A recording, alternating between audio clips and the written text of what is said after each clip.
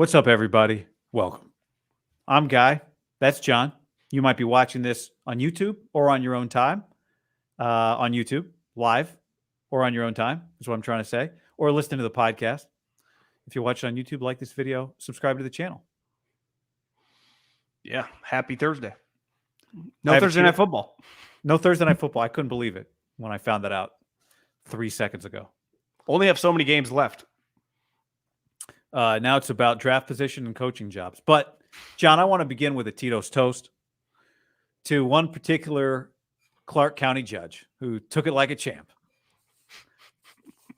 I don't know if you saw that video. Most people did. I saw it. I think she did sustain some injuries, but hopefully I think it looks like it's going to be okay when a person who was in the court hoping for a parole or a probation instead of jail time did not get the probation he was looking for. And he went Fred Warner, like a lion attacking a gazelle, as John Middlekoff would say, up over the desk. Head first. Would we have been able to make fun of it as much if she would have got seriously injured? I don't think so. No. I read she was okay. The U.S. Marshal, I think, I don't know what his specific injury, but got hurt. Yeah. It was an incredible athletic leap. So I haven't been in a courtroom. I don't even know if ever, but clearly it's pretty high, right? It looked high. It's higher than jumping over Jason Kelsey. That's right. So thank you to the people who put their lives at risk every day enforcing the laws of this nation. And you know, best to everybody, John, in that one. Tito's handmade vodka. Tito's toast. I got a quick cheers. Okay. Draymond, he's supposed to come back from his hiatus. No one really knows where he's been, what he's been doing. I just disappeared. Needed to get help, which is help. I don't know what counseling, but I guess everyone's reporting he's headed back here soon. So even I saw a clip from Bob Myers. They must have been like maybe it was Wednesday night, some countdown show that just said dealing with stuff like this. And I think in any sport, when you have, it's exhausting. And I can imagine it's exhausting. I saw Bill Simmons say that he thinks he could get traded at this point. Like this is a lot. So who knows? I think the Draymond, are we coming down the home stretch of the Draymond Warrior career? You know, it used to be a podcast. I haven't seen him put out one in about 6 months. So maybe he's going through some shit. So we'll see if Draymond's Warriors career continues. One of the wildest suspensions that I've ever witnessed, because I can't believe he got suspended indefinitely. The whole thing, mental health awareness for him is, I think it's a little crazy. It's embarrassing. There's no way around it. In the actual society we're living in, what's going on? Like, give me a fucking break. Well, society, in any era, it's crazy. You know? But I'm saying you can lean on it now when people are actually going through some stuff. Yeah, you couldn't have said that 10 years ago. People are like, what are you talking about? It'll be interesting to see what he says 7 years from now. Like right now, he's got to come back and say part of the suspension is you have to act like you needed it and you believe that you needed this break, right? Do you though? Mind right? I think he does. I think John Morant didn't. I think that's why it's indefinite. Is you have to say when you come back, boy, I didn't want to do it, but boy, am I happy that I did. I just got to thank all the people looking out for me. I think that's part of the suspension. And until you say that, then they don't release you from the suspension. That's part of the suspension. The last step of the suspension is you saying basically, can I just say suspended? I like where my headspace is now. And then they're like, no, you have to go back and play basketball. Yeah. We'll get you a few DNPs. Don't worry, 2 a week, but you got to go back.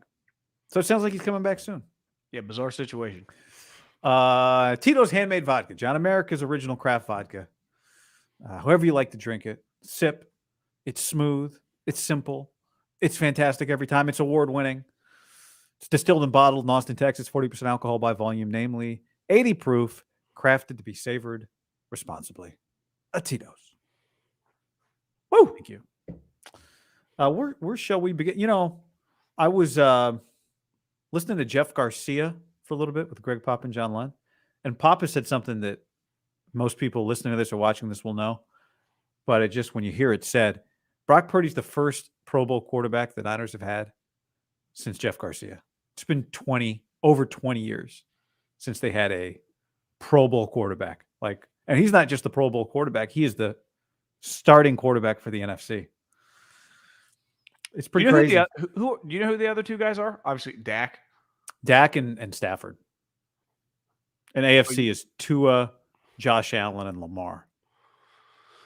So you would say Dak and Stafford make a combined, what, $85 million, give or take? This year? Well, I'm just saying those guys are paid. I mean, two of the higher paid quarterbacks in the league. Right? I mean, they both make combined contracts, I would imagine, over $300 million. Right? And are paid to be a Pro Bowl quarterback. Like anything less. Like when I saw the visual. Oh, Mahomes. Sorry, not Josh Allen. Mahomes. When I saw the visual of Mahomes Pro Bowl. I know. When I saw the visual of the Eagles, like their Pro Bowl players, and you realize Jalen's not on it, like that's once I pay you that money, if there's not an injury and you're not in the Pro Bowl, we got a problem, right? And it's the opposite. Like, wait, you got this guy in the 7th round, he's going to a Pro Bowl? It's like most incredible investment you can ever make. It's like investing into a company and 50xing your money. Like, I was bullish on it, but holy shit. It's like you watch that Uber show, I think on like, I don't forget it, Apple Plus or whatever. You know, these venture capitalists, the guy put a bunch of money into Uber and he's like, I'm just doing it to hopefully change everyone's life. Like they just bet in these companies hoping. And that's kind of what when you hit. It was pretty good. Forget the main actor's name. I think it used to be on Max or whatever. Maybe it's on Amazon Prime. But it's like one of those, it's not like it's like the version of WeWork with Leto. Yeah. It's kind of that type show. Yeah. But the point, like, he just doesn't get it. There's no better. Like, you find Richard Sherman in the 5th round if you're Seattle, or George Kittle in the 5th round. It doesn't even come close to getting a quarterback in the 7th round. I mean, it's a historic move. It's historic.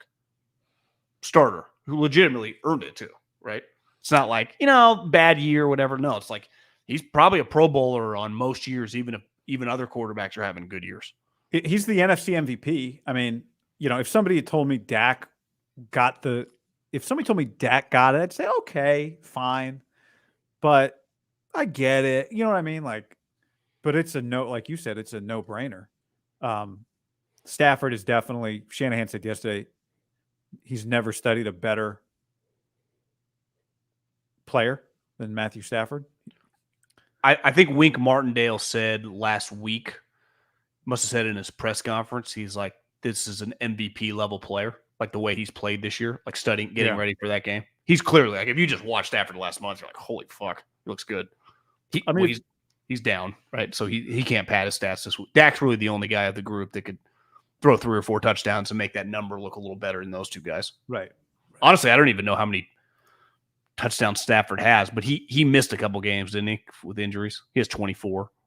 Wow. That's got to be not a career low for him last year, but I don't the lower end of his career. I don't think, if I had to guess on the games, 12. No, he's played 15. Never mind. The only thing he's played better in the numbers. Like when you watch Stafford really humming, to me, he's like in a weird way been more impressive than Dak. Like that game against the Ravens, I thought was one of the more impressive games I've ever seen. Well, this game is pretty weird this week, right? Like, oh no, I know he threw 3 touchdowns, threw for almost 300 yards in that game in the rain, getting on the road. Crushed. Yeah. Making fucking plays. I was talking to our guy JB Long, the voice of the Rams. I went on like the Rams, pre-week behind enemy lines show today, and he said, he was like, you don't have to answer this just this way because I'm here, but who's the last team the Niners want to face in the NFC? And I don't know if you have an answer to that. I said, well, it's tough. I mean, I would put tier 1 as just Dallas, Philly, and the Rams. And the thing about the Rams, when you just think about them, is they have the best coach quarterback combination in the NFC playoffs other than the Niners, right? Yeah. I think like maybe you could argue McCarthy and Dak. People would argue that, but you wouldn't take the Eagles head coach. I'd take Goff and Ben Johnson this year over those two guys. Yeah. So I don't know. That's my tier 1. And I know everyone, like right now, the Eagles are a complete mess. I just think if you end up in the NFC Championship game against Philly, let's say, they got Jalen Hurts can run around and make a play. If you're just in a game with them, they can just beat you. You kicked their ass last time. You think you can score points on them. But Jalen Hurts, as bad as it's been this year, he could run around and make a play. But I mean, there's a good chance you could see the Rams again in 2 weeks, and that game's going to matter. And that's as scary a combo, just head coach quarterback, that you can get in the NFC right now. Well, we were eating dinner last night, and Maria asked me, like, who are the Niners going to play? I'm like, well, if Dallas wins and Detroit were to handle business against the Rams, like you would more than likely face the Eagles as your first playoff game, which would be kind of crazy. Now, it feels a little less like intimidating than if I would have told you, a year ago, but it's still a tough matchup. Listen, the Rams have had a fantastic season. Detroit's a little bit different animal at home. I still don't think the Rams, I think a lot of people are going to pick them to win that game. Like, it's not going to be shocking if the Lions win that game. I don't think the Rams are just a lock to win a playoff game. They are depending. Their guys have been very successful, right? I think their draft class is just one of those draft classes that might change McVay's fortune, right? Like, who knows? Like, if this season had gone like we had thought it was going to go for the Rams, I don't know where you thought. I thought they were going to be terrible because it's like, I didn't even know who Puka Nacua was or the pass rusher they got or, the Kerwin Williams has become like a legitimate player that all of a sudden you go, God, could McVay be there for the next 4 or 5 years, right? Which is just changes not just the Niners, but the NFC as a whole. And which is fun. Like I'd rather have McVay coaching than fucking sitting next to, I don't know how much longer Al's going to do it, but wherever he's going to go. I can imagine this year winning, it's easier for McVay to like stay for years to come, knowing like I might got a young squad. Yeah. Right. Yep. I think it has to have revitalized him. And Stafford looks like his career is not about to end. Stafford came back this year and was healthy. And I think McVay proved a lot, is proving it. We'll see what happens in the postseason, but he's got a shot to have one of those like Shanahan years where the team doesn't have a great regular season, but then they peak at the right time. To me, that they don't, like the Niners, like we've talked about yesterday, a couple days ago, have to win playoff games. The Rams getting to the playoffs, if they were to lose a barn burner to Detroit, like they've had a good season relative to what people thought, right? Make the playoffs a year like this, all these young guys. Once you get your ring, you're allowed to just kind of try and figure it out after that for a little bit. For sure. I think he's earned credit this year. McVay. He's not. I mean, you see the list of the guys. Obviously, we'll talk about Wentz, but he's playing nobody. Yeah, the running back's out, Stafford's out, Kupp's out, Donald's out, middle linebackers out, Jones is out. And then they'll probably play Puka. Oh, they're going to play Puka Nacua just to try and get him the rookie receiving record, and then they'll probably take him out. Which I think the 2 rookie receiving records. He's trying to get the catches record from Jalen Waddle and the yards record, which goes back to 1960. I could see the 49ers doing some of that with Ayuk and Debo. Like those guys are up to take spots so they can put other guys down. Call a lot of run plays opposite to their side. Maybe each get them a couple catches, and then the majority of the game is just a lot of Ronnie Bell, Conley, not Kittle, right? So you can keep those guys up, but just play the other guys nonstop. Now, where you do get in a problem, like if one of those guys breaks a leg or rolls an ankle or whatever, you just do run out. This is not, we've talked about this, not basketball, but like the Niners clearly have a little bit more of an issue because some of their players that they normally would have up are injured, where the Rams, that feel like, are relatively healthy and can just sit guys and just have other guys play. Right. And the Rams aren't worried about 2 weeks off, an extra week off, 3 weeks off, right? Like Steve, I know you mentioned to me, Steve Young, who thinks it's risky not to play Brock because he said he'd rather play. 21 days off is too much.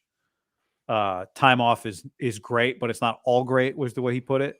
Because he said he'd be afraid of like just getting a slow start in your first playoff game and you're playing the Rams or the Cowboys or the Eagles or whoever, and you play from ahead and you just get off to a slow start.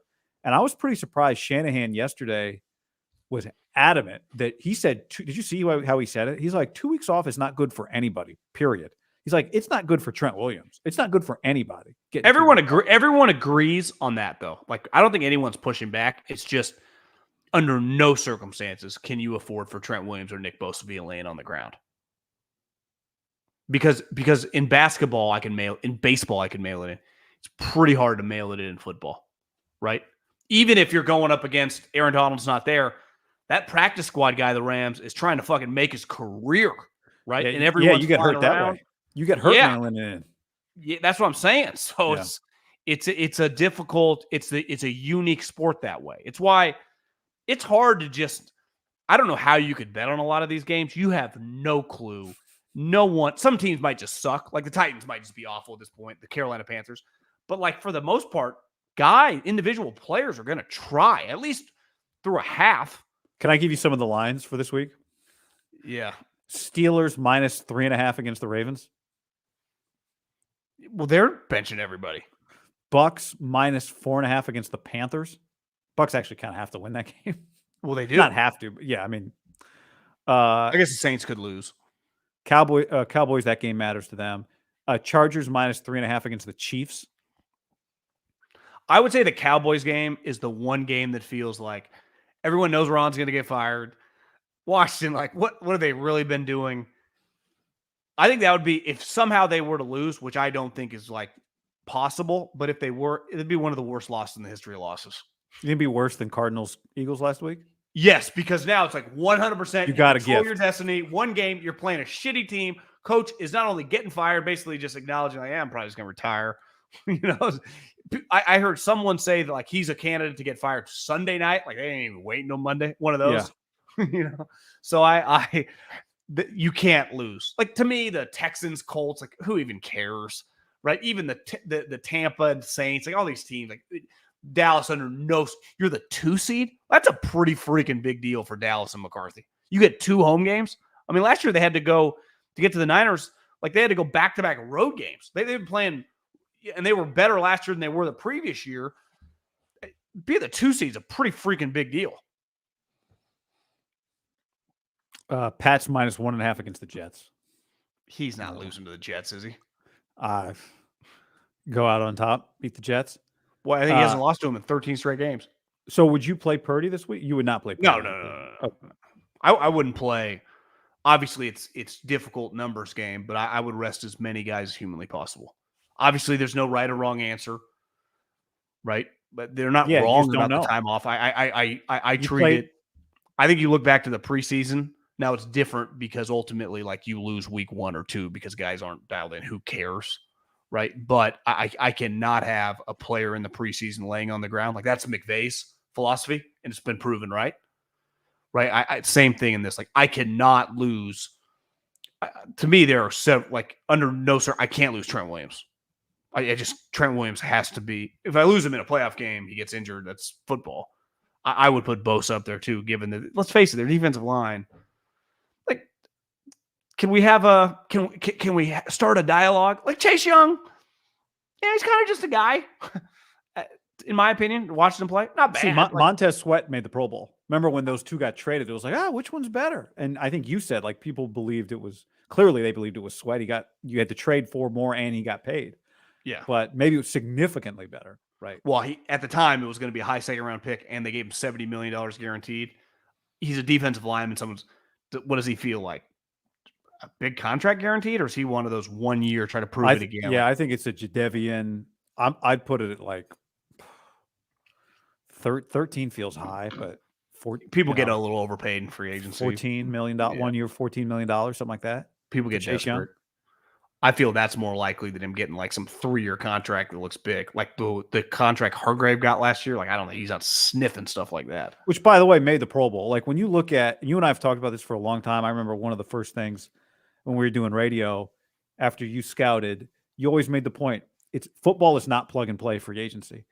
But when you look at the Pro Bowl, the guys the Niners have added: Mooney Ward, plug and play free agent; Javon Hargrave, plug and play free agent; Christian McCaffrey, plug and play trade; Trent Williams, plug and play, quote unquote, trade. Now, 2 of those guys Kyle had like deep personal relationships with, but still, Trent's an outlier situation. He refused to get traded to another team. Yeah, yeah, I know, but it's just like it's when they sign free agents, they draft like anybody else draft. They get lucky on a quarter, but like if they had missed on Warner and Kittle, nobody would have noticed. Those were not high draft picks, right? They nail some, they whiff on some. They draft like everybody else. They do a pretty damn good job in free agency. It's pretty. I mean, the guys they spent a ton of money on, 2 back-to-back years are Pro Bowlers, right? Pro Bowlers, and Mooney had not been a Pro Bowler in Kansas City. Yeah, so he has been worth every penny. And he's not like some superstar player, but for what they needed, I would say he's been better than I would even imagine they thought he would be, given that he's just like their best corner. He's a really high-end corner in a position where there are not that many good players, and that's the cost of doing business. I think Hargrave, I think they were pretty confident, like if he was on the field, he's going to be good, right? Relative, like he's one of the best interior pass rushers. I think the McCaffrey thing is, obviously McCaffrey's a really good player, but how durable he's been, right? I mean, that was the huge knock. Wait, you're trading all this for a running back who makes a lot of money, and he's been incredible. Like the one thing I would say about Trent is like every team in the league would have traded for Trent. Third round pick. Like he was. Yeah, he could pick his destination. Well, he's a plug and play. There's no scheme that he can't play in. Most teams, even that think McCaffrey was good at the time, like that was pretty risky. I think it's easy to go now. He's going to be one of the great all-time Niners. Fuck, he might become a Hall of Famer for Kyle. Might win a Super Bowl. It wouldn't even be shocking if he's like a Super Bowl MVP. He validated that one pretty quick, and he just keeps doing it. It's pretty crazy. Like it, a lot of times trades happen. I would say a lot of trades like that are usually the one-off. It's like the baseball. They're going to be free agents, but you got to overpay. Right? Hell, Montez Sweat, they immediately had to pay him. McCaffrey was under contract. Number was high. He was young, but he had a lot of mileage. And looking back, like Ward, I think a lot of people would have paid would have liked Hargrave. I bet a lot of people in free agency liked Hargrave. It's just very expensive. Like you had to $20 million a year, give him $40 million. It's his third contract.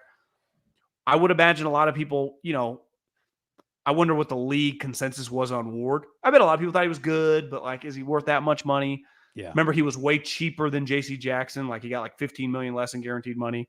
Like that one took a little like conviction internally, and same with the McCaffrey. Like those are hard moves that have just.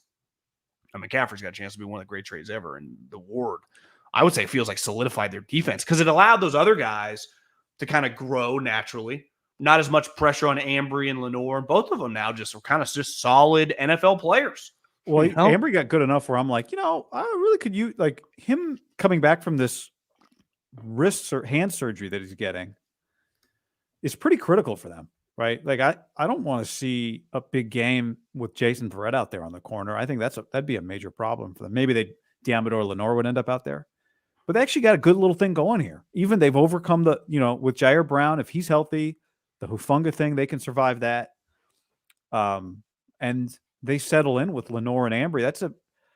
I don't think it's if those two guys are starting on a defense that goes to the Super Bowl, wins the Super Bowl, then you have to say those are two you hit on both those picks, which you generally don't hit on both. 2023, they traded, they basically a second, a third, a fourth, a fifth, and a seventh is what they used to get their Christian McCaffrey and Brock Purdy. I just threw Purdy into the McCaffrey trade. Second, third, fourth, fifth, seventh, Pro Bowl starting running back and Pro Bowl starting quarterback in 2023. Good year. Yeah, very. When you look at it that way. very, very good year. It's weird. Like when you say hit, it sounds like you get like a Deebo Samuel, George Kittle.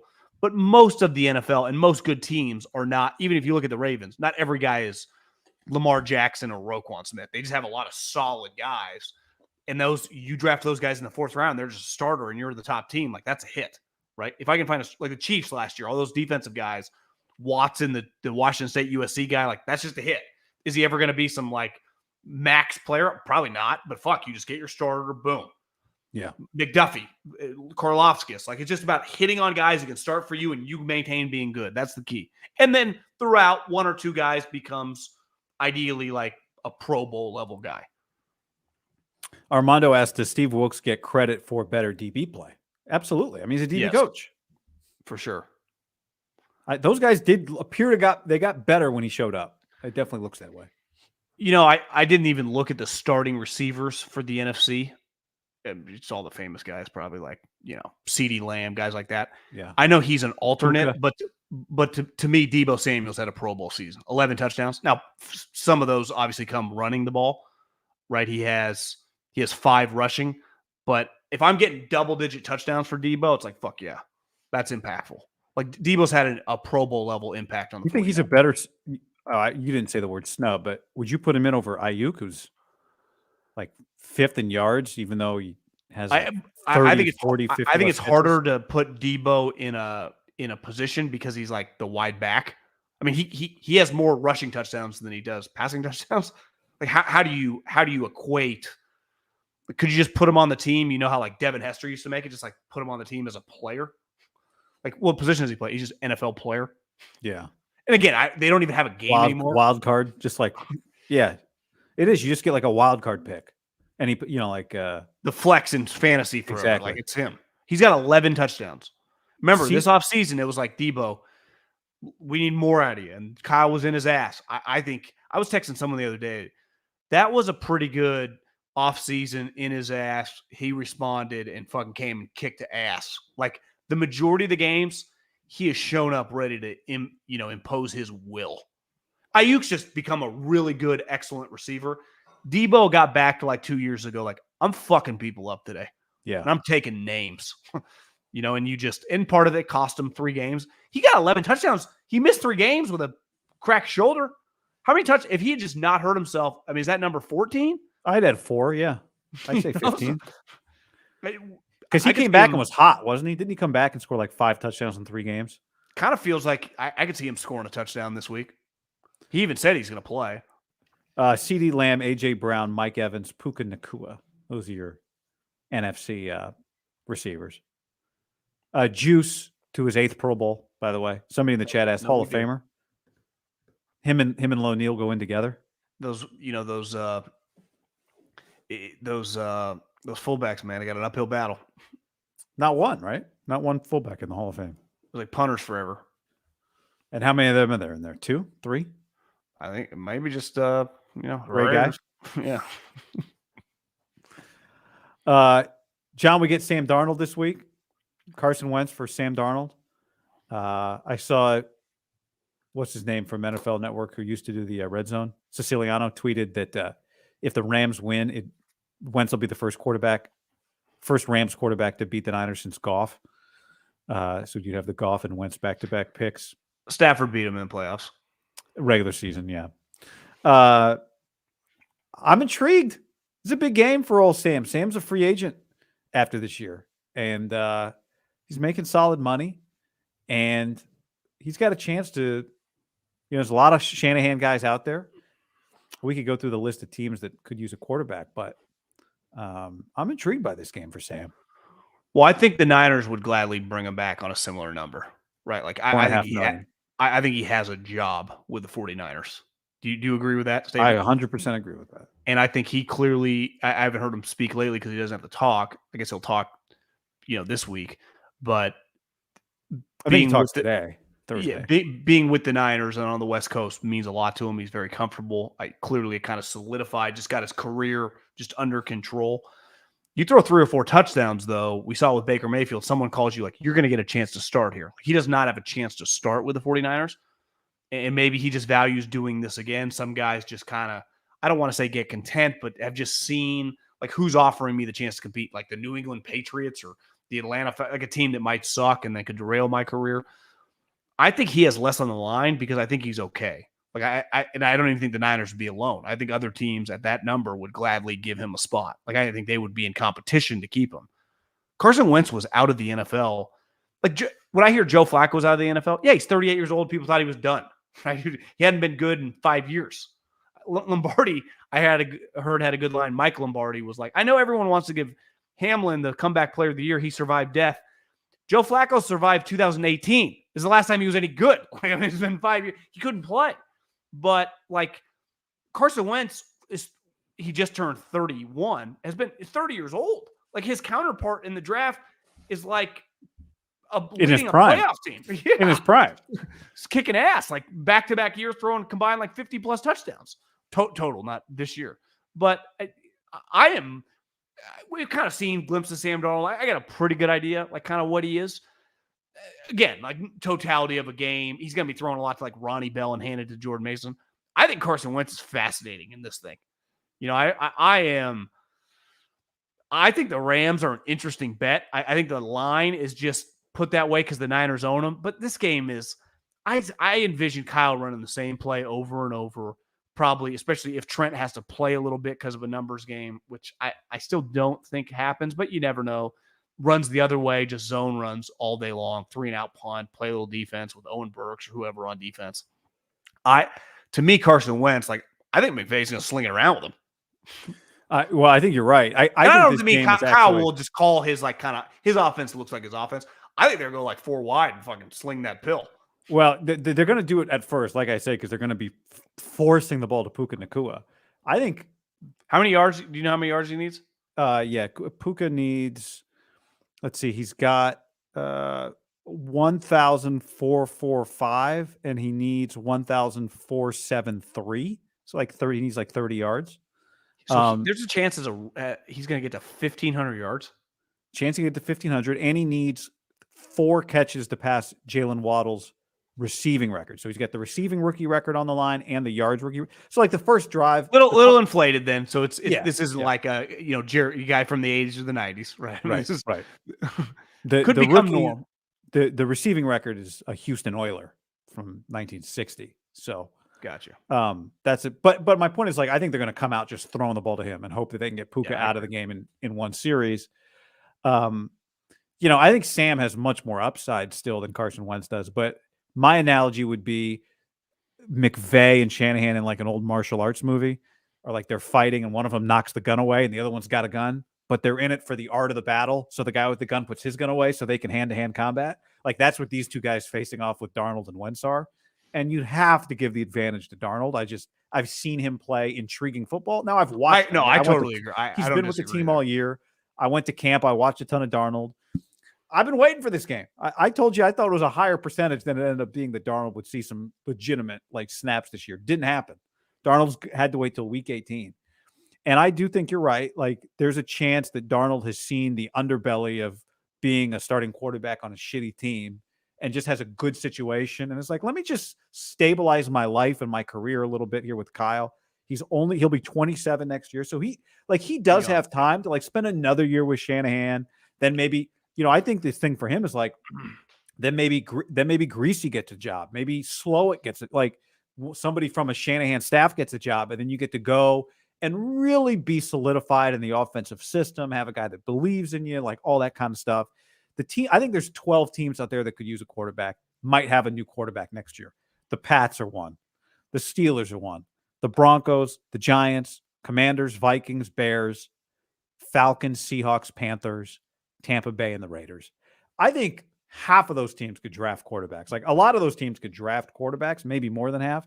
And so if you're Sam, do you want to go to the Commanders who just drafted a guy in the first round? The problem is usually you make that decision in the middle of March and the draft's not till the end of April. It happens sure. To a lot, it happens to a lot of guys. I think it's the argument for him staying that you're making, which is so many of these teams you could end up just being the guy who gets the first snap and then they go to the rookie week 3. Or the rookie the ties are going to go to the rookie in camp. Or if it's kind of close, they're going to go to the rookie instead of you. And it's just a weird spot. And then you're right back where you started before you were with the 49ers. To me, I would agree there. Now, the problem, I think a lot of teams lie. Like, hey, I want you to be our bridge quarterback. We don't plan on drafting a guy. Or if we do, not in the first round. More of a reason not to sign with any of those teams. What if someone offers you one of those 1 year, $10 million, and the Niners are offering $3 million? Like, I know the guy's already rich and everything, but listen, you just get 1 year, you get fucking $7 extra million. Like clearly he didn't have that many options at higher numbers. There is a chance. I think this game would be a big swing. Like if he just doesn't do really anything, I don't know if there's like a 1 year, $12 million offer. But if you tell me he throws like 3 or 4 touchdowns and Kyle's like, we fucking love this guy all year. We think he's taking huge strides. I don't think it's inconceivable. We see it happen all the time. It didn't really happen last year because that guy didn't exist, right? There was like the Jimmy Derek tier that both teams would probably want back. And then there was like Baker, Sam that were like under 5 million. Usually there is that guy in that weird like 9 to 13 million that like, hey, we'll give you some real money. You're not a guarantee to start all season long. We still might draft a guy, but we're giving you $12 million. Yeah. And the Andy Dalton. You could argue that just like there's just so many openings that it's not crazy that it might be on the table for him. I think it will be, but Russell's going to take one. Cousins will take one, right? Maybe if he's healthy in time. Could just go back. I could see Cousins just going back to Minnesota. But right? they felt like they were done with him. Like they were ready to move on. Yeah, then they started playing all these other quarterbacks and realized, fuck, we might have to bring him back. Life wasn't so bad. Yeah. Yeah, I think they're the classic. Like How many trade up and teams get though? quarterback. Like to me, Russ is kind of pretty specific. Like I don't think there are gonna be like 5 teams like really interested in Russ. No, And I he might agree be with you. cheap. Yeah, I agree with you there. But He's getting paid 37 next year from the Broncos, no matter what. So you might be able to get Russ just for $5 million, and then his total is whatever, right? mhm. He does not need. He doesn't cost, even if he's like truly like a $14 million player right now, because of what he's getting with the Broncos. His contract could be kind of unique. He can afford to go to the best place for him. But do you think every team's gonna be interested in him? Because I bet No, I don't. But I know Atlanta's come up. I think this whole list of teams are teams that even if they're not bad, could like draft a quarterback at the end of the first round. And you just kind of in a tough spot if you're Sam. Now you're right. Maybe someone offers him twice what the Niners paid him, but maybe a Shanahan guy out there. Like if I were him, I'd be okay if a Shanahan guy wants me. But maybe he really likes it. I think he has to. How could he not? There's a big difference. To me, the money thing is a big difference. Like Yeah. it's just because their number is not going to dramatically change. He's No. going to be even with It could go Purdy's- down. Yeah, I would say it would be somewhere give or take $2 to $5 million range. If it This goes is down the a little old- bit, or maybe go a little up. I do think there is a chance, especially if he looks just capable and throws a couple touchdowns, and he has positive momentum. Someone could just offer him $10 million, and it's not very often. It's why did you see that Jeremy Fowler after Russell Wilson? He's like, agents are gonna be hesitant. Like, shut the fuck up. No one cares. No, I didn't see. What was the report? Basically, after the way they treated Sean Payton, how players would be hesitant to go there. It's like, no one even likes Russ. It's like, just because Ryan Clark or some guy on television, you think actual players, when's the last time a player in the NFL was like, Russell Wilson, man, what a great just NFL dude. I'm going to turn down an extra $5 million from the Broncos. Yeah, no one even just to go play for who? Some other coach you're going to hate? His own players on his best teams used to despise the guy. So my point is that I just think positive momentum and people like you matters a lot at quarterback, and teams just need these bridge guys because I think we see this year that even if you're going to draft a guy, I mean, Jarrett Stidham got $10 million last year. How much did Mike White get? 6? Yeah, 4 or 5. Sam hasn't done anything this year, so like I don't know why much would change beside a couple Purdy stinger moments. But like you get a full game. I do think this game is going to be not the end all be all because he's going to be playing some backups, but still and with backups, I just think how he looks, how calm he is. Can he throw a couple touchdowns? Can he lead some nice drives? Can he just? We know his arm's good. Yeah. I think it's I think it is a big game for him when you stand around the locker room. Not playing as much as he has this year. When you get a chance to play, it's just kind of a big deal. He's big, isn't he? He is big. He's got a big head. He's just big. He's a big dude. Yeah. He's big. Yeah. So if he were to leave, which I would say, just the way the league works, you never know. It's 50-50. To me, it's always you feel more comfortable when it's the older backup. Like you're like, oh, this guy's going to be around for a minute. With younger guys, you just never know because maybe he wants to play, right? Hey, you give you the chance to definitely be the starter. That is kind of a big spot for the Niners to find that guy under $4 or $5 million to be their backup because we saw Purdy this year have a couple scares. There's no lock that he's just going to be Mr. Durable at his size. I mean, Brandon Allen could be back, right? He's a guy that he's not going to get that offer to come be a starter somewhere else. And if Darnold's gone, then he's in a really good situation. He chose the Niners last time. He thinks very highly of being a Niner. Like he thinks it's good for him. He's had quotes going back to the beginning of the season before Lance was even gone about how the system fits his skill set. And I think that's what's pretty unique too, is they could run it back with either one of those guys next year and have some continuity. Remember when we thought the Blaine Gabbert? I think they'd bring in another guy, don't you, with Allen? Because Allen's a minimum. They'd want 3. Yeah, you're saying like somebody to put above him. Yeah, or at least pay a little bit more and compete with him. Not like may guarantee his money, but if you make the team, you get $3 million. Like I think I saw a stat maybe a couple weeks ago that 59 quarterbacks had played. And maybe that number's even higher now after Jaron Hall. There are a lot of just what type, the Baker Mayfield types, Josh Dobbs. Like, there's just a lot of players that have played a lot. That I'm just using those two as examples that I think the 49ers would want to feel pretty good. Like, part of I think what they like about Sam Darnold is knowing if they did have to start him in a game, like, he's played a million times. Yeah, That's there's a got to problem be some Allen. like formerly highly rated guys that Kyle would like one, right? Like Kyle would just like, Davis Mills. Kyle likes Davis Mills. Or Exactly. Like, I think they would bring in another. I think they like Allen being the 3. Like, could they get Jake Browning for $4 million to be the backup? I could see him like him. Yeah, but does he give you something that Brandon Allen does? I think Kyle would want kind of the different, like the physical kind of blue chippy guy would make sense to me. Like let me resurrect him type guy. Like the thing that always felt, not always, but sometimes, didn't Andy Reid do that sometimes? Like, give me I guess Kevin Cobb came over to be a starter, right? But he had like the physical traits. Well, McVay's done it 2 years in a row, right? Last year they claimed Baker. Now they were in a pinch with quarterbacks. They did it this year with Carson Wentz. Type shit you do. Yeah. The Niners probably a little less to take, at the time Baker, and just had some red flags around him. Obviously, Carson had a million. It doesn't feel like the Niners are doing that. But you got to be Mac Jones. I don't think they would bring in Mac Jones with Brock Purdy. Too much of a circus. No, and you and I have disagreed over the years about to what degree the Niners care about a circus, but that's one that does your quarterback no favors. You have a starting quarterback. Why mess with it? Heineke? No. I could see Mac Jones in like 3 years, but not now. Right. It's got to get uglier and uglier. Trubisky? No. Heineke, just guys like that. Guys who have played, guys with a little pop, guys with a little athleticism. Zach Wilson? I think ideally they would just like to bring Sam back. They just like to have this to be their quarterback room next year. Yeah.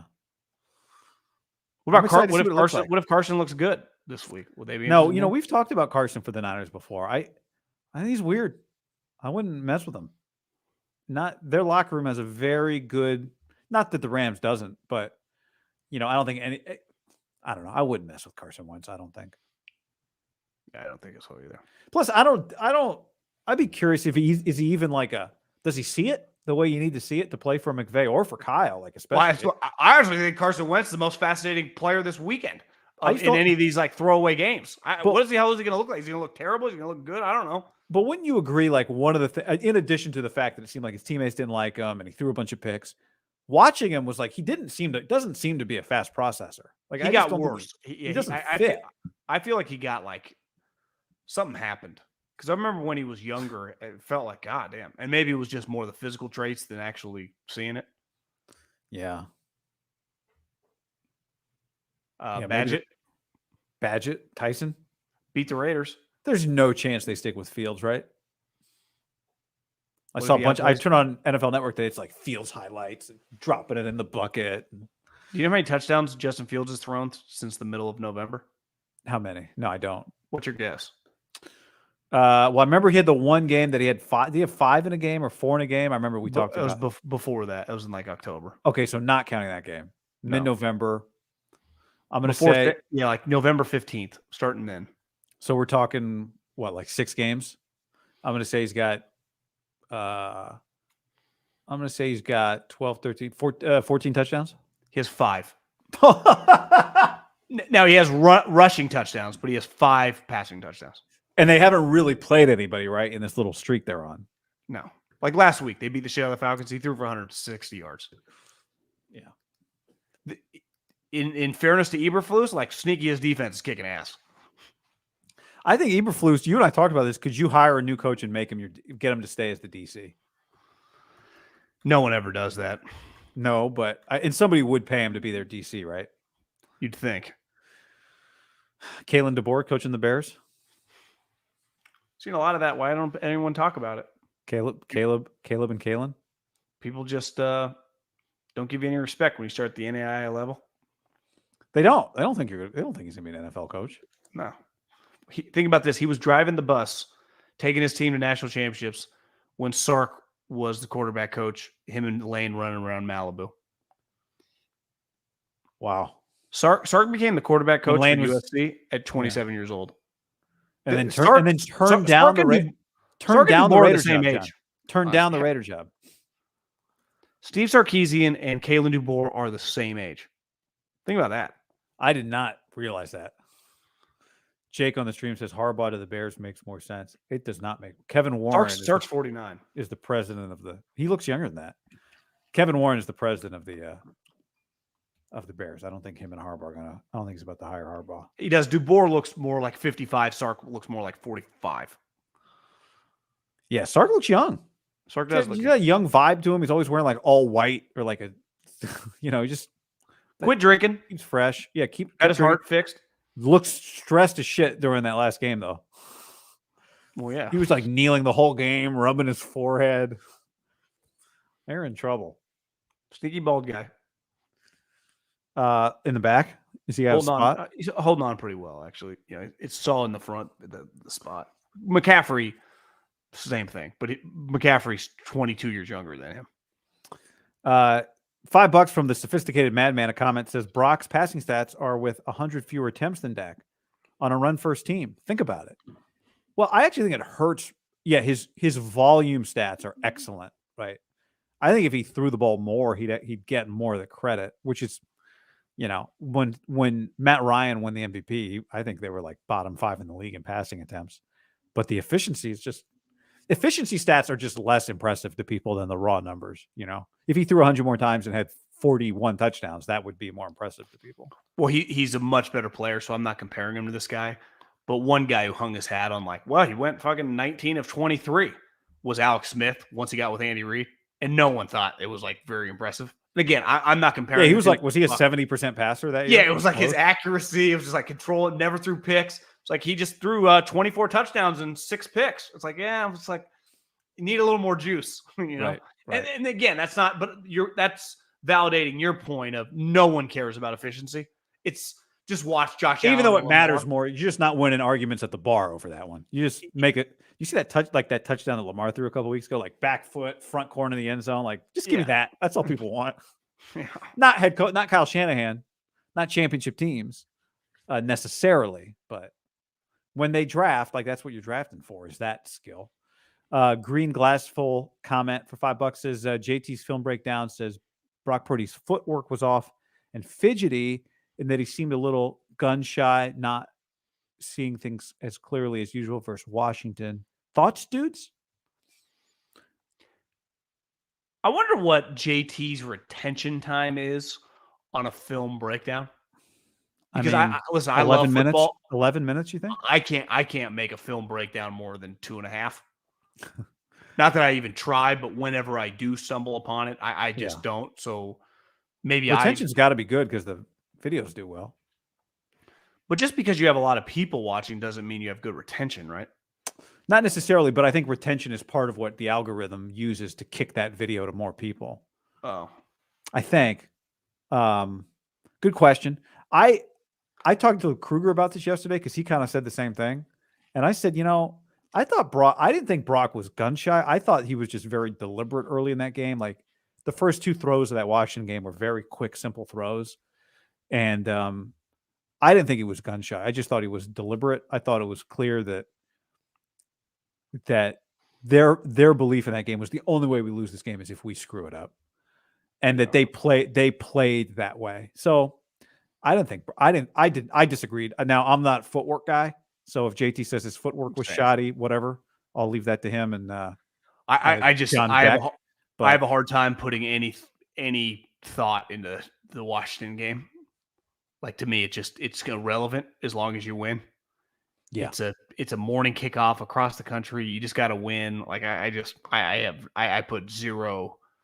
Like if this game would have mattered today, like or Sunday, like if they would have had to win to get the number 1 seed, like this is a real game. Like that wasn't as real to me.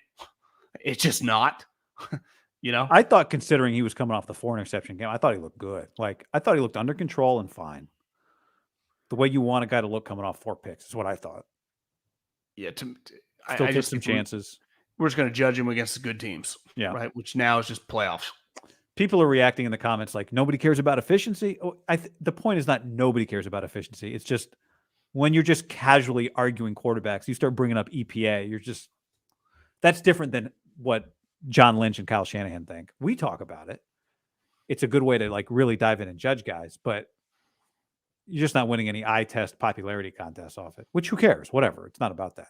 But yeah, I think the reason people like internally with Brock and definitely, fans like support him is because of the explosive big plays, like the dot he threw to Ayuk against Washington. Like if he was just if they were kicking ass and it was more dink and dunk, I think there would be some people kind of on the fence. Like I want to support this guy, but I don't. It's the explosive plays that he brings to the table, which is why I like the guy. Right. And he does it very efficiently, but he doesn't do it in the way that Josh Allen or Mahomes or Lamar do it. It looks different. Yeah. Is that fair? He does have some scramble ability, which I think he had a couple moments in Washington. Well, he had the one touchdown to Ayuk where he told him to scramble back. Yeah. It's the one of the picks he threw against Baltimore. I think there is a balance of doing that, like in a tie game in the second round against the Eagles in the second quarter, and their defense stinks, so it might be a bad example. Let's say that instead of the Eagles, it's the Rams. I do think you got to pick your spots on those plays because he does turn into like Iowa State, Brock slinging it, and the Niners have played a lot of shitty teams, and they've annihilated them, and he gets big plays. He tried to do that against the best team they played, and it failed because their guy's just going to be a little closer to your guy. So I think that's going to be a balance in the playoff game because there is no tomorrow, right? So you got to put an emphasis on ball protection. Like the Ayuk play is not crazy because he's open, but like throwing back across your body over the middle of the field, a tie game against the Cowboys. Again, it sounds crazy because they've blown out all these teams or the Lions or whoever they're playing. Because I think it's fair to assume that one of the NFC games, like the likelihood that they're going to blow them both out, like the history of the league, that's not usually how it happens. I'm not saying it's not possible, but I think it's fair to guess one of their two NFC games, could be the first one, could be the second one, at one point in time, midway through, is going to feel close. Hell, they might be down 13-10 or whatever, and you just got to take care of the football. And part of his game is freelancing, which I'm all for, but you got the throw across your body on the right side is just it's just historically a risky play in the sport. Yeah. It's the number one thing coaches say, we don't like you throwing it across your body over the middle of the field. I don't like getting too much into people think we get negative when we start talking about like some of Brock's stats specifically, or like how he looks or eye test or whatever. I think we get, maybe it's our fault. I don't know. He's the starting fucking Pro Bowl quarterback. What are we talking about? I know, but when we talk about like how real is it and the debate of it all, and part of it is you just have to do it longer. Like, think about this. I just added this up. Lamar Hurts. Lamar's in his 6th year in the league, making $260 million. Jalen's in his 4th year in the league, $255 million. Josh Allen's 7th year in the league, $258. That's $773 million between those three quarterbacks. Year 4, Jalen Hurts is not immune to being questioned. People might think it's all like at this point, it's like, is Jalen like not going to be a franchise quarterback? Lamar. I actually think people in a weird way, Sirianni and the coaching staff have taken a little off, and people are thinking it like, are we sure Jalen? I think a lot of people are thinking it. They're just not saying it as much because the coaching staff's so chaotic. Yeah. Lamar going to win his 2nd MVP. Still has to answer. Like every year, it's like, can this guy win a playoff game? Can he win 2? Lamar's been crushed. Josh Allen has not been crushed like Lamar, but like even this year early, it's like, what's wrong with Josh Allen? These guys that's Shohei Ohtani money between the three of them, and they've all been in the league for several years. So like, I don't think if you want to have the conversation about Lamar, Josh Allen, that's all fair. But those guys, I think, are just clearly franchise quarterbacks, but they're not immune to people questioning. And with Brock, he's not immune to it either. He won't be immune to it. You don't really get immune to it until you've won championships and you've done it for multiple years. And then nobody, as long as you're not 38, no one wonders if you're washed up. But you just got to keep doing it. Like, would you give him that contract if he had to be paid this offseason? Because I would not. I would play it out another year. Like if he didn't start as a rookie, and this last year was his 2nd year, and this was his 3rd year. So like Jalen Hurts, this was his 3rd year. Would you feel comfortable giving him $260 million? I would not give any quarterback that money until I have to, unless it's Patrick Mahomes and I'm getting or Josh Allen. I'm getting like I'm getting a deal because I'm giving you a 10-year contract, right? Yeah. Like the Mahomes deal is pretty good for Kansas City, and it still hamstrings their team. Yeah. And it was just, they didn't have a choice. You don't have a choice. Now, the Niners, luckily, don't even have to talk about this for another year, but it's a conversation next year. I mean, throughout the year. And if he runs you it always back want to again, pay a guy earlier than later. if he does it again next year, it's an easier conversation. I think part of the reason he doesn't have to make as many of those special plays is he sees it quick and the ball comes out quick. He makes the decision earlier than other guys make it. And so he doesn't have to make a spectacular play. That's what you're hoping for, right? If he's really your franchise quarterback, then the argument of part of the reason he doesn't look like these other guys is because he makes decisions and throws faster than them. If they could, would they give him 5 years, 150, guarantee every penny right now? So 30 a year, but every penny is guaranteed? I don't think they would. Do you? I think if they had true belief in him, again, it's legally not even possible during the CBA to extend him right now. I do think if you have the belief, which they do, it's just such a cheap contract relative to other guys. They just do it.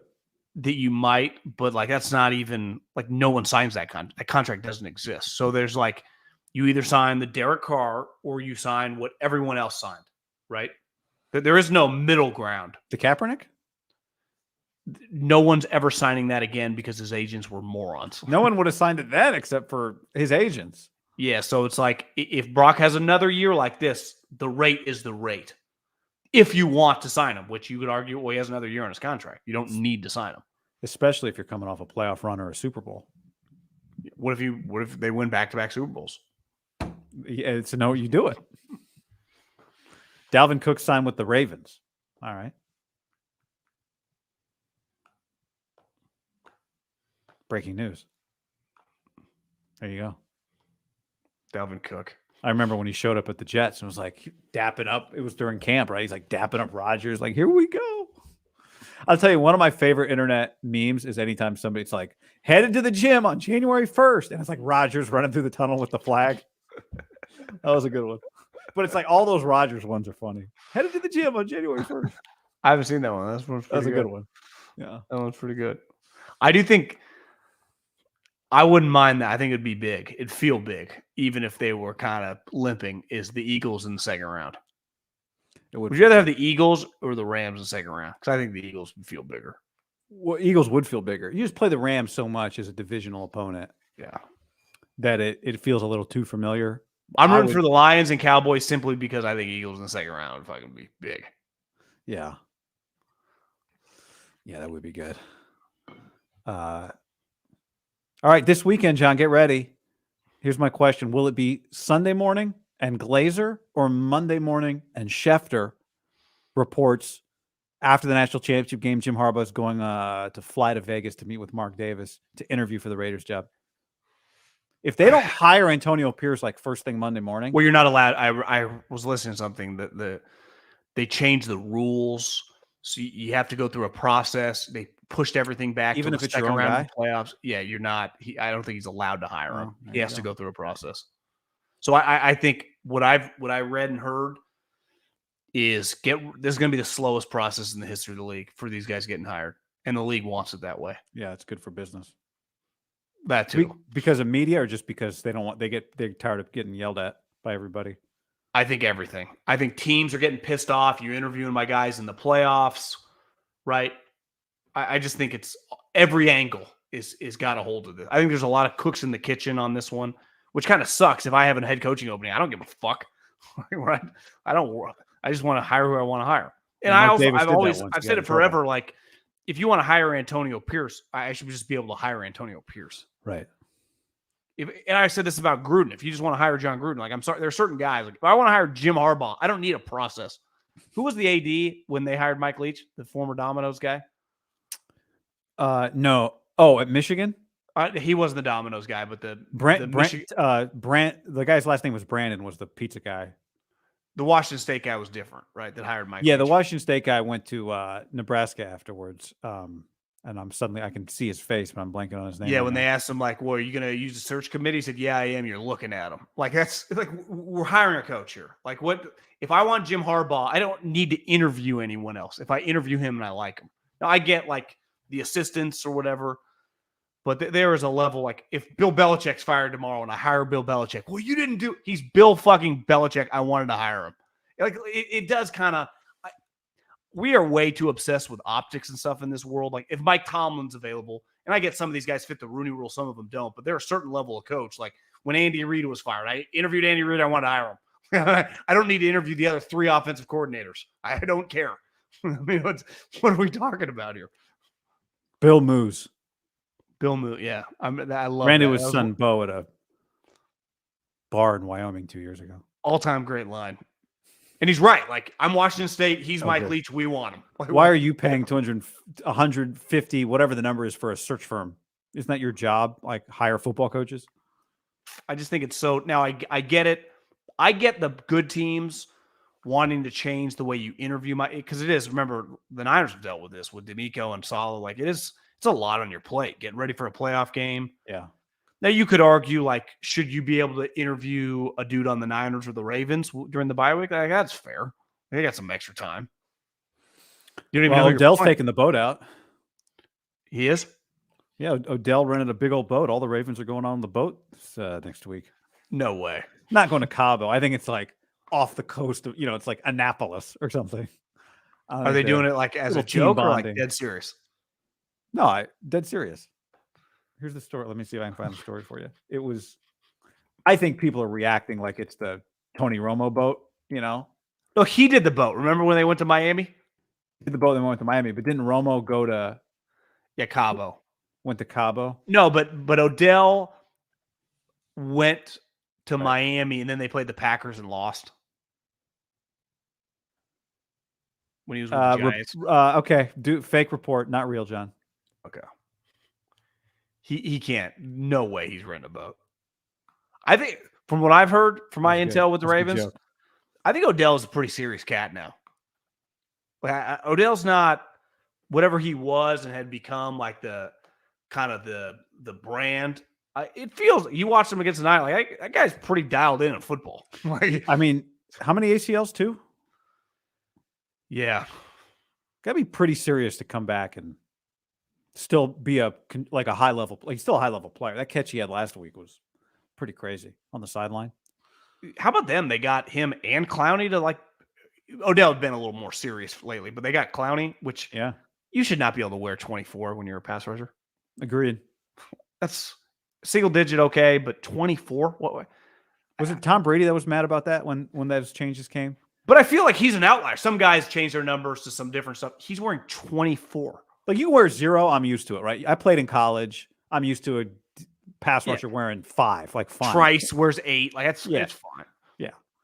Yeah. Keith on the stream, super chat. I think Harbaugh got too close to a Super Bowl to not give the pros another chance. If not now, when? Yeah, I think he's coaching his last game at Michigan on Monday. I do think if he were to lose Monday night, I know he resurrected the program. He beat Ohio State. He hadn't answered any of the question. Like, he went there, he won. He resurrected the program. He started kicking ass. But he's in the same spot of, like, is this guy ever going to win the big game? If he wins this game, it does take a little, like, this guy's a champion. Losing, I know everyone thinks he's going to leave. He's just going back to the pros, kind of in the same spot as when he got to Michigan.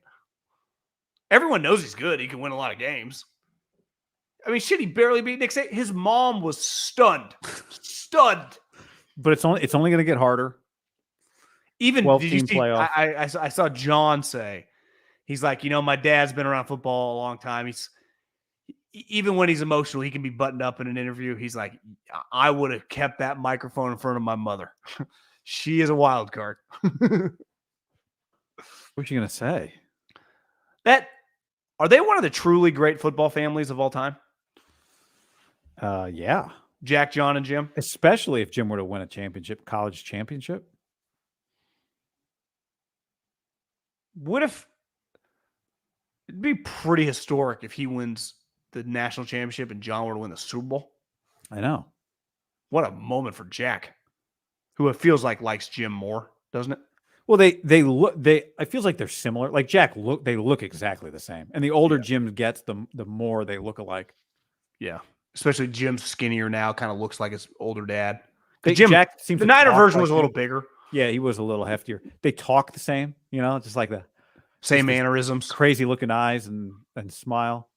Can bust out a who's got it better than us at a moment's notice. The Ryan family.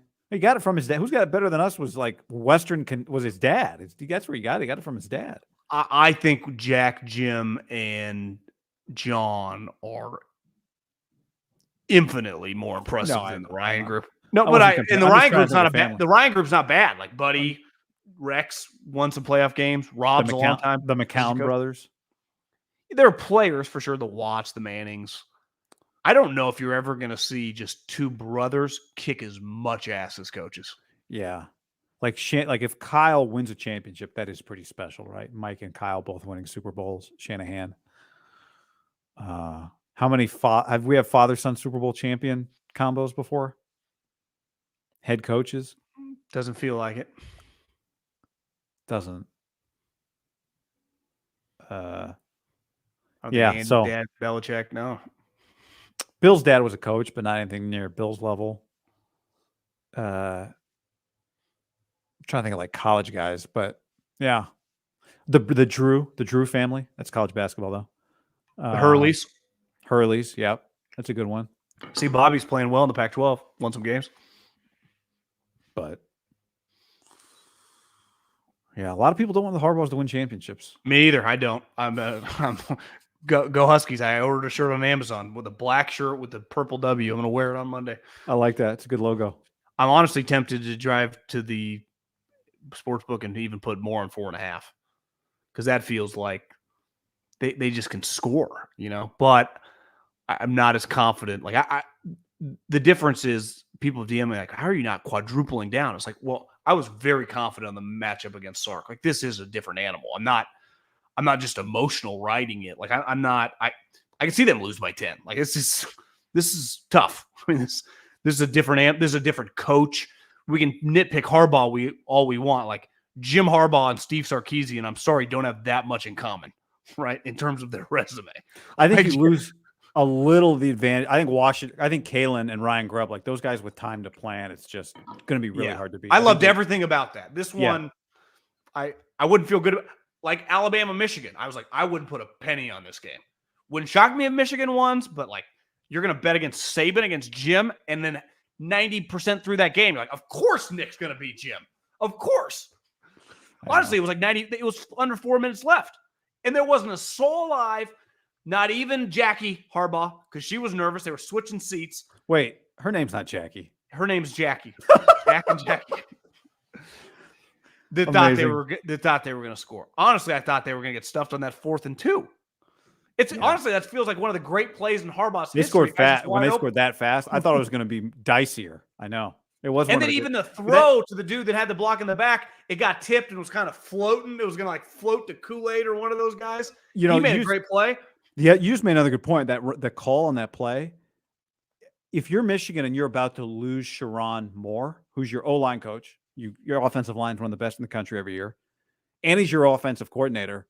If he's about to leave, to go where? I don't know. I don't know, but at some point he's going to become a head coach, and you'd probably rather, like if Jim loses the game and Jim goes and flirts with college, doesn't sign your contract right away. It, like you said, it's going to be slow for the NFL, so he drags it out for another 2 weeks. You probably just like, should we just please take the job so we can give it to this other guy? As crazy as it sounds. But if they get beat by DeBoer and that guy's come in their conference and you're Michigan. Just hire DeBoer. Yeah. There's that too. Like, that's the irony, I think, of an NFL Harbaugh rumor this weekend, which is coming, is that it's already here. It's already here. But I'm saying, like, I think there's a Glazer Schefter report this weekend. Of a team. Just like Jim will interview, like one of those types of reports. Yeah. Then Kalen becomes probably candidate 1A if it's not higher from within. And so you've got a championship game with these two guys, and there's going to be coaching rumors around both of them.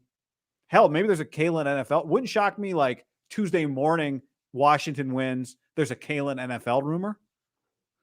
So I think there's just a lot going on with those two. Yeah, I don't know if you've noticed, Washington is 10th in Big Ten recruiting rankings. Like, does he want to do that stuff? I don't know. That's one of the big questions with DeBoer.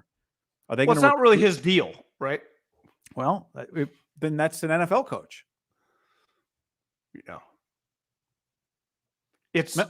I don't want to say they got lightning in a bottle, but he inherited these receivers, correct? They were on the roster. Yeah. None of these guys are transfers. Like they didn't transfer in. These are these are Jimmy Lake, Chris Peterson, recruited players. Yeah. So like Jimmy Lake, who shitty coach, was a sweet recruiter, right? For Chris, wasn't he like one of hell his of a defensive guys? coordinator too? Yeah. So he's recruiting. Roster's pretty awesome. He inherits. Note a lot like Chris. When Chris got there with Washington, they were not winning, but Sark had the fucking cupboard full. Yeah.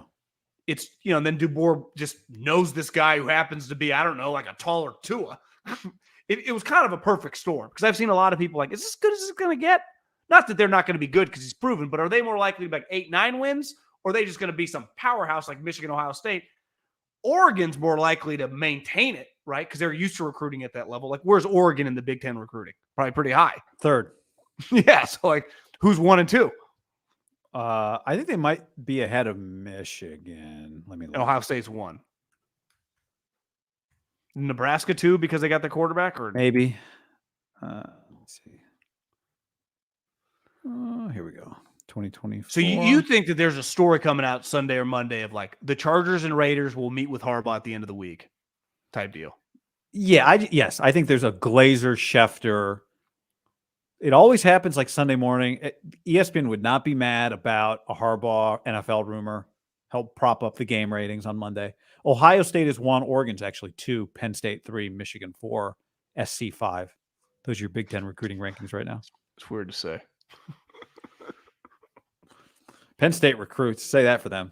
Yeah, that's not their problem. Do you know that Michigan ran the ball twice to end the first half against Penn State this year and then did not throw the ball the rest of the game? 32 straight running plays to end the game.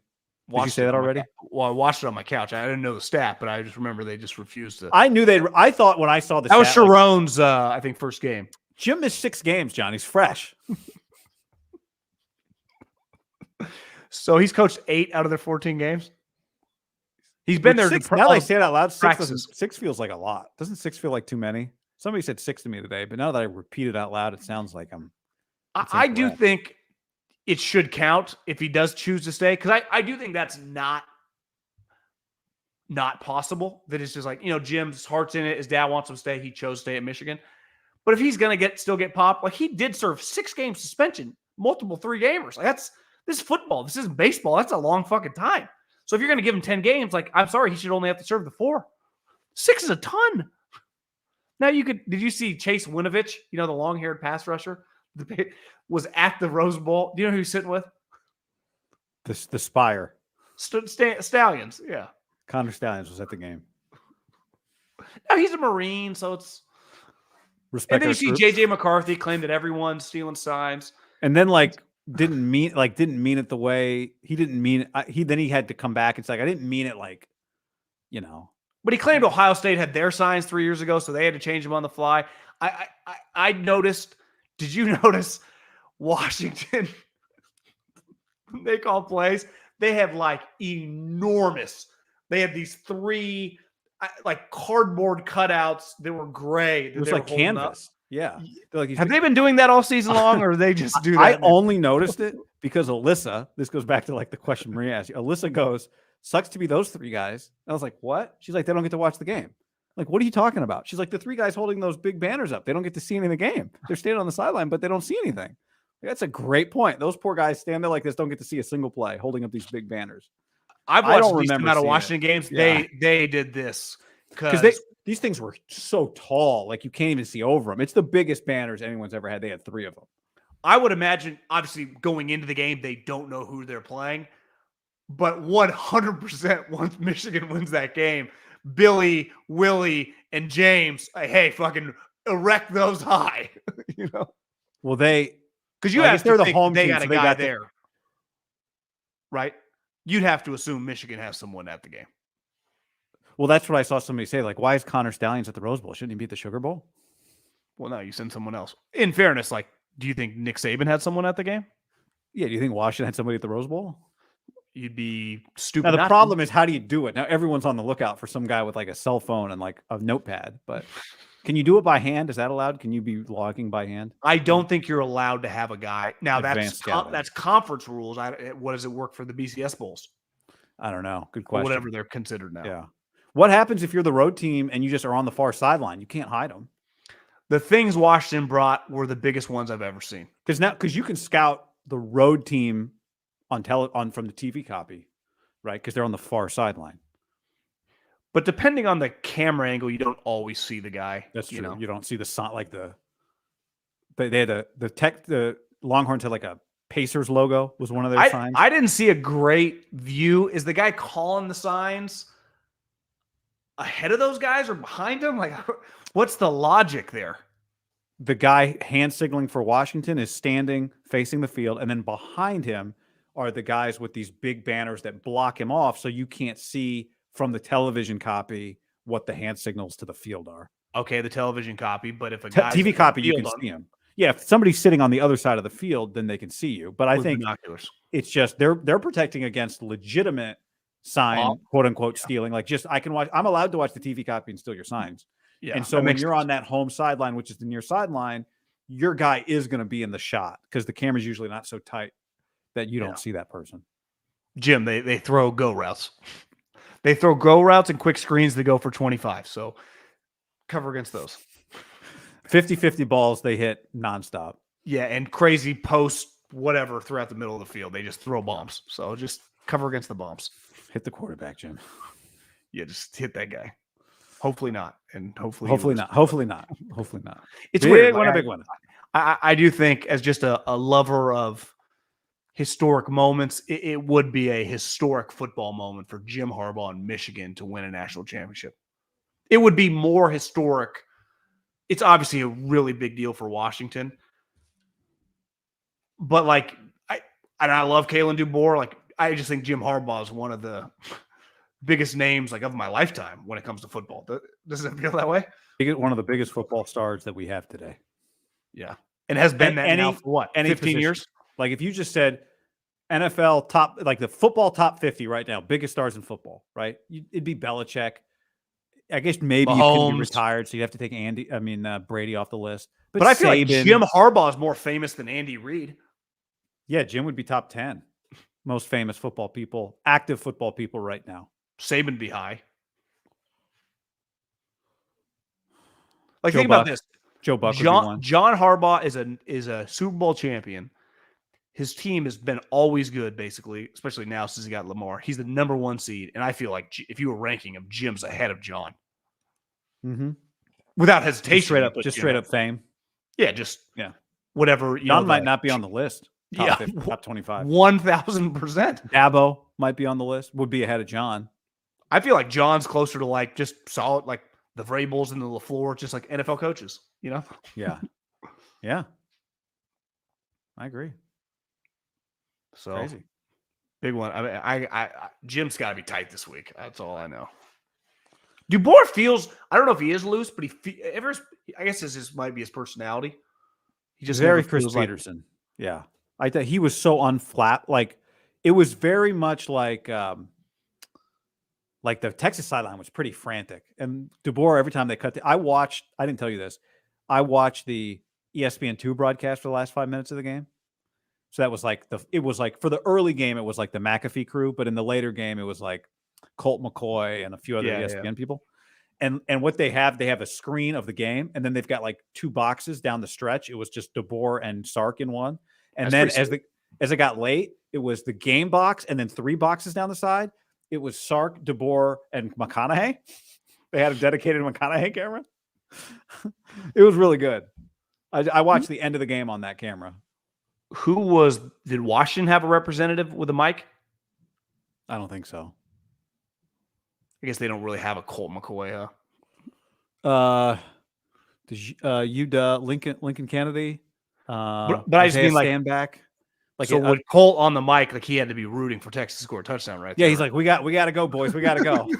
But he was good. Like he was like talking through the game situation. It was Acho and Cole. What's his name? Always I like know the who- third guy in the ESPN crew, bald guy, big dude, Auburn. I know who you're talking about. Yeah, Yeah, he's good. SEC Network guy. Yeah.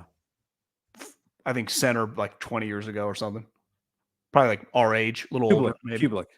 Yeah. And then a third guy I didn't recognize, or fourth guy I didn't recognize, but it was good. It was solid. I don't know what I assume they'll do I like when they used to do like the coach's room. It'd be like Gus Malzahn, Yeah. McElwain. Rule, just like yeah. a couple two spitters, like a Gatorade, pizza hanging around, just talking ball. Oh yeah, I guess there's always like an alpha in the room that never shuts up, and one guy is like remember the Halfley? They put him in there one time. Halfley. Little less likely to like not make it as much as everybody. A little less likely to give his opinions. Chimes in when he can. Brock Heward, Antonio says, would be your guy, but he works for Fox. Yeah, he would have been there. Used to be ESPN. Shanahan Cam would be really good during a broadcast. I don't think the NFL coaches would want that. Not a chance. But I think I'd if they have the a Super Harbaugh Bowl, camp, they I'll might watch that. Yeah. Jim. Yeah. I watch that broadcast. I don't know. I assume it's probably be McAfee's guys. Early in that game, Jim had so much chew in his mouth. Jim's always been, it felt like half his mouth was just, I can't even imagine on game day how much like red man Jim goes through. Like if you told me 3 bags, if you told me 3 bags of red man throughout the day, like there's no way that 1 chew stays in his mouth. Like if you told me he goes through 2 in a game. You ever see him spit? No, I think he's gutting taking it all down. I think it's all going down the tank. Were you there the one day, Bochy, when they banned chew in San Francisco? Bochy's like, yeah, we'll follow the rules, do whatever. As he's got a huge chew in his mouth, swallowing it. Bochy did switch to the coffee grinds, I think. Yeah. Andy got he got hypnotized. Remember, he got healed for a hypnotist. Stop. He got a hypnotist. John, big last thing I'll tell you. Big curveball this week. Washington football had to go back to class this week. School started for the Huskies. Do you think Penix Odunze and all those guys attended a class this week? Probably getting an NA, and then starting next week, you will not see them. Trice. Some of those guys probably are like legitimately graduated. I mean, Penix has been there 17 years. Yeah, well, it's his 6th year of college, so. I didn't realize that. I kind of like that white tight end for the Huskies. The walk-on Hollister. 37. Yeah. Westover. He rounds out the group, Yeah. You think he's he's either a Seahawk or a 49er. Seahawk, they love, the Penix might be a Seahawk. I think Penix ends up going number 2. Overall? I mean, what if he throws 4 or 5 touchdowns? You've just thrown. Do you know what Indiana? The doctor, his second ACL, the doctor would not officially medically clear him. He technically played against the doctors. The doctor's like, you'll probably be fine.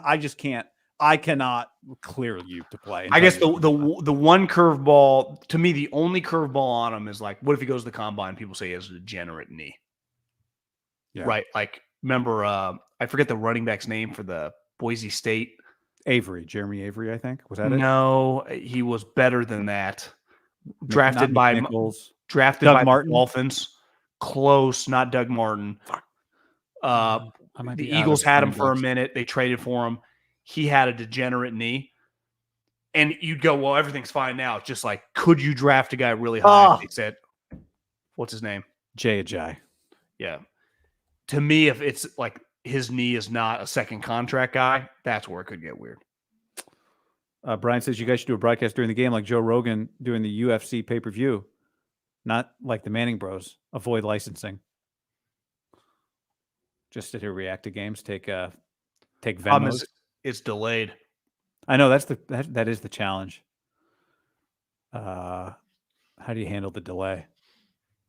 Back when it was on broadcast TV, everybody saw it at the same time, but now, well, everyone's on different times. Everyone's on different times. Even your YouTube TV, my YouTube TV don't even necessarily. My 2 UTVs next to each other. I have to constantly fast forward one so it catches up with the other one. Do you have that problem? Mine, they're not always exactly the same. If I had this Niner game side by side, I don't know.